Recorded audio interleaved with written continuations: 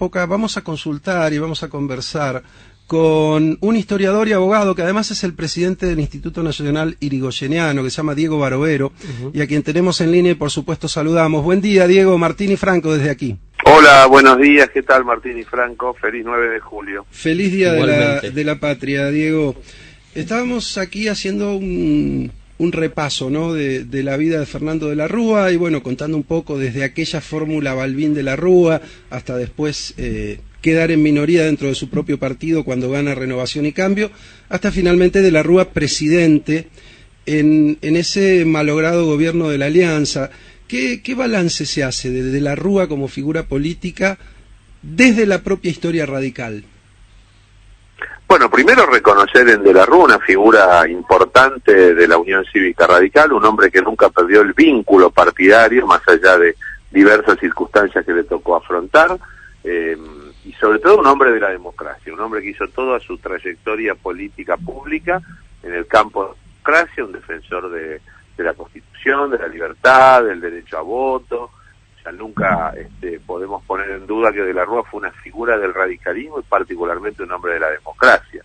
Todos sus cargos políticos los desempeñó en gobiernos democráticos. Lo hizo en el gobierno de Arturo Illia, luego fue electo senador como por la capital federal, ya se había radicado en la ciudad de Buenos Aires, después volvió a ser senador del 1983, cuando le tocó perder la interna con Raúl Alfonsín.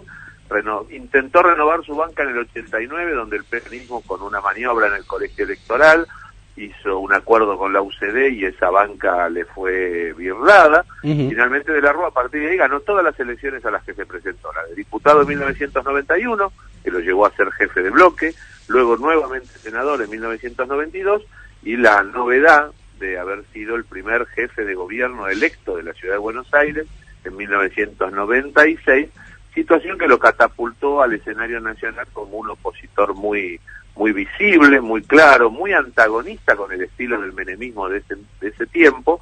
O sea, la contracara de Menem, de la farolería, del cholulismo, del desenfreno en el poder y de la corrupción menemista, la figura de la Rúa fue revalorizada en términos de lo que él aportaba a la vida política, una figura nacional del radicalismo, y el radicalismo, aún aquellos sectores que no habían sido nunca partidarios de la Rúa pertenecía a un ala más de centro derecha, no era un hombre que provenía del alfonsinismo, si bien fueron circunstancialmente aliados en determinadas circunstancias con Alfonsín, ambos tenían orígenes muy diferentes, pero eso no fue un obstáculo para que Alfonsín llegara decididamente en 1999. Las condiciones en las que asumió el gobierno fueron tan extremas desde el punto de vista, tan delicadas desde el punto de vista del desequilibrio fiscal, del déficit y de los problemas socioeconómicos, que afrontó una crisis que él no generó, que le tocó enfrentar, no logró resolverla este gobierno, no logró resolverla el gobierno de la Alianza. Recordemos que no fue presidente solo por la Unión Cívica Radical, sino por la Alianza, que también estaba integrada por el Prepaso, que había puesto el vicepresidente, Chacho Álvarez, que renunció el 6 de octubre del año 2000. Es decir, el final de la etapa de la Rúa ya era una situación compleja desde lo socioeconómico que no fue solucionado desde la política. Y ahí hay una crisis que se produce a nivel institucional en la que él toma la decisión de renunciar. Diego, por ahí hablar mucho de política cuando estamos tratando de trazar una semblanza de lo que fue la figura de la Rúa no es demasiado oportuno, pero a mí me hace pensar qué cosas y qué vicios ocultos de la política argentina nos muestra y nos pone de manifiesto el fracaso de ese gobierno de la Alianza, ¿no? Pensar en una Argentina donde, por ejemplo, un ala del peronismo se plegara a un proyecto institucionalista, casi socialdemócrata, parecía un milagro en ese momento y sin embargo fue uno de los tantos fracasos.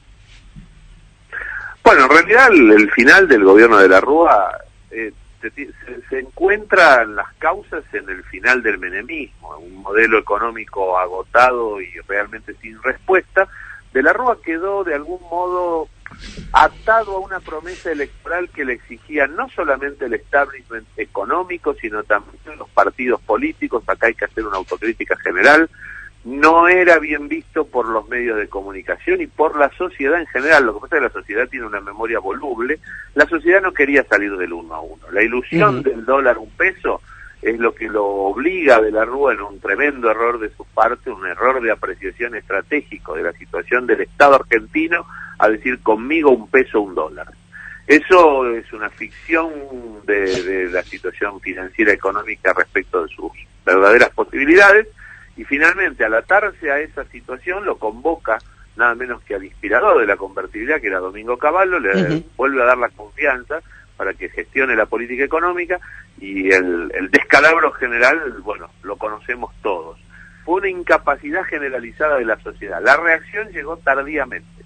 El diálogo argentino, en ese sentido, patrocinado por el embajador en ese momento español, Angulo Baturén, y la Iglesia Católica, que en ese momento presidía Jorge Bergoglio, cardenal, arzobispo de la Ciudad de Buenos Aires, y trató de generar condiciones de diálogo social y político, donde también hubo un aporte muy importante de Raúl Alfonsín, de Duhalde y de distintos sectores políticos, que terminó produciéndose tras la salida de la Rúa y la caída de Rodríguez Sá, que tiene unos pocos días como presidente elegido en la Asamblea Legislativa, generan las condiciones para una transición delicada, débil también, de escasa base electoral, presidida por Duhalde y con el concurso del radicalismo en algunos ministerios, una suerte de cogobierno de emergencia que se produce hasta la elección de 2003. Diego, ¿cómo le va? ¿Qué dice? Un placer saludarlo, mi nombre es Franco, ¿cómo está? Hola Franco, ¿cómo le va? Bien, bien. Recién hacía un paralelismo, digamos, o marcaba una diferencia en realidad de lo que el de la Rúa, que llegó a ser presidente y que se distanciaba mucho de Carlos Menem por toda esta cuestión que tenía que ver con la ostentación del riojano y demás. Y digo, me surge la pregunta, digo, un hombre tan preparado como De la Rúa, ¿sí?, que indudablemente, usted lo acaba de mencionar, cometió errores puntuales que fueron decisivos o determinantes. Digo, ¿no hubiese sufrido lo que sufrió en otro país? ¿Y a qué voy también? ¿Tal vez los argentinos no merecíamos un presidente como De la Rúa?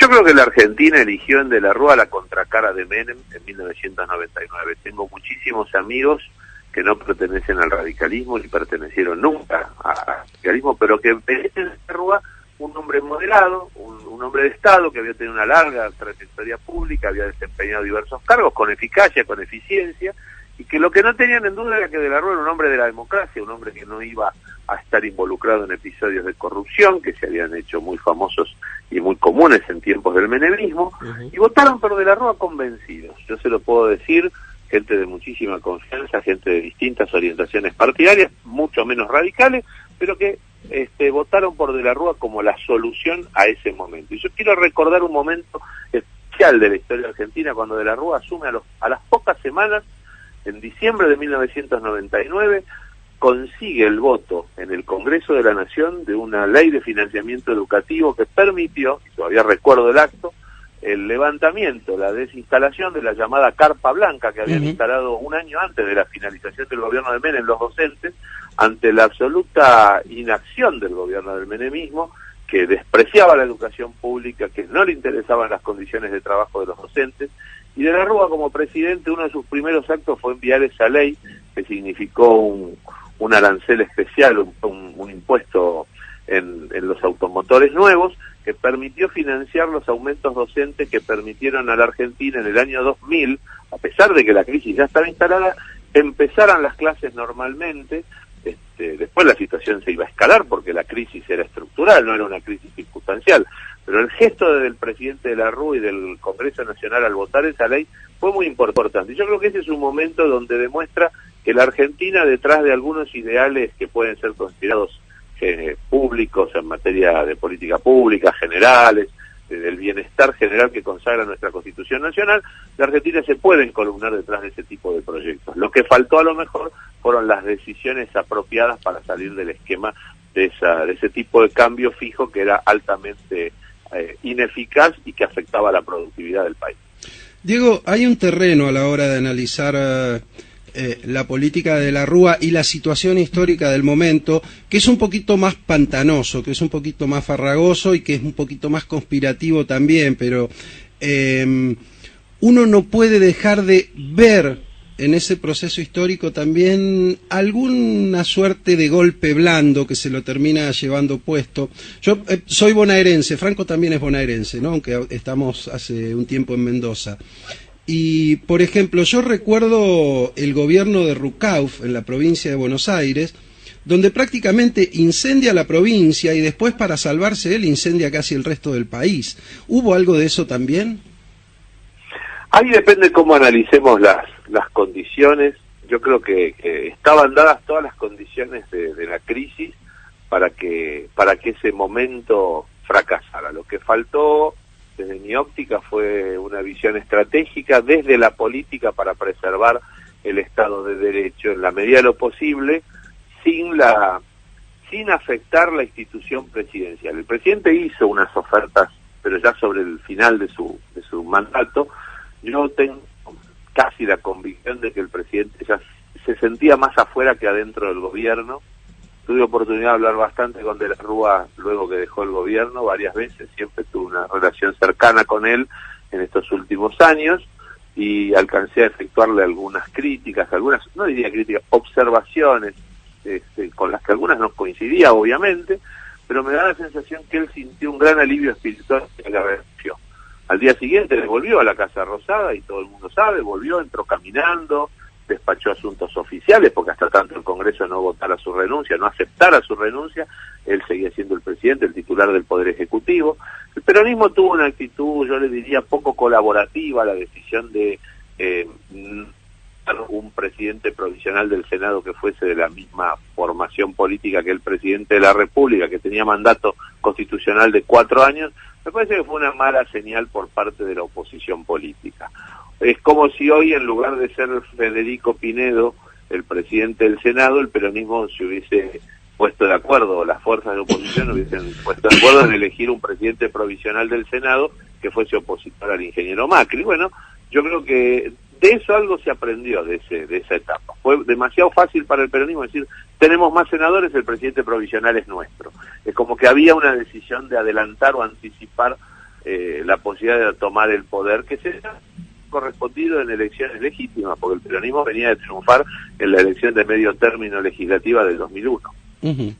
Y finalmente, Diego, abusando un poco ya de su tiempo, cuando uno mira el devenir político, hay una cosa que a mí me sigue haciendo ruido como ciudadano.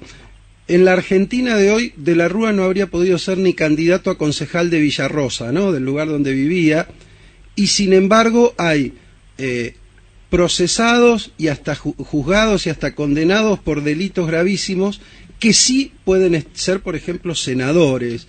¿Qué nos cuenta eso de la política argentina? ¿Por qué el fracaso político es tan condenable y la ética no tiene ningún tipo de condena, o en todo caso la moral republicana? Bueno, eso es una crítica que le cabe a toda la sociedad. La Argentina tiene estándares morales demasiado lábiles desde mi punto.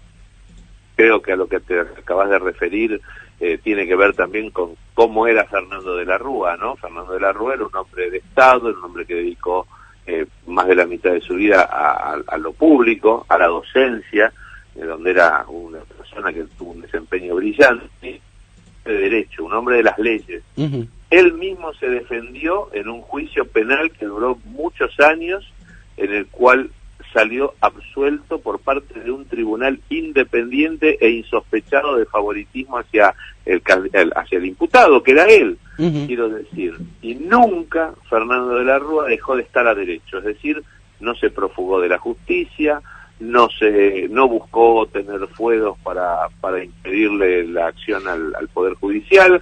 Él afrontó toda esa circunstancia de su vida donde le tocó estar en los estrados judiciales en carácter de acusado y procesado. Lo hizo con una gran dignidad, lo hizo como trayectoria de toda su vida. Él nunca dejó de estar a derecho y además ejerció el derecho como jurista que era, se defendió a sí mismo y además creo que el fallo terminó poniendo las cosas blanco sobre negro, terminó siendo absuelto como correspondía a una causa que era una causa evidentemente armada como parte de una estrategia para alejarlo del gobierno. Uh-huh. Diego, le agradecemos mucho por estos minutos. Por favor, a sus órdenes, gracias a ustedes por llamar. Bueno, adiós. Adiós.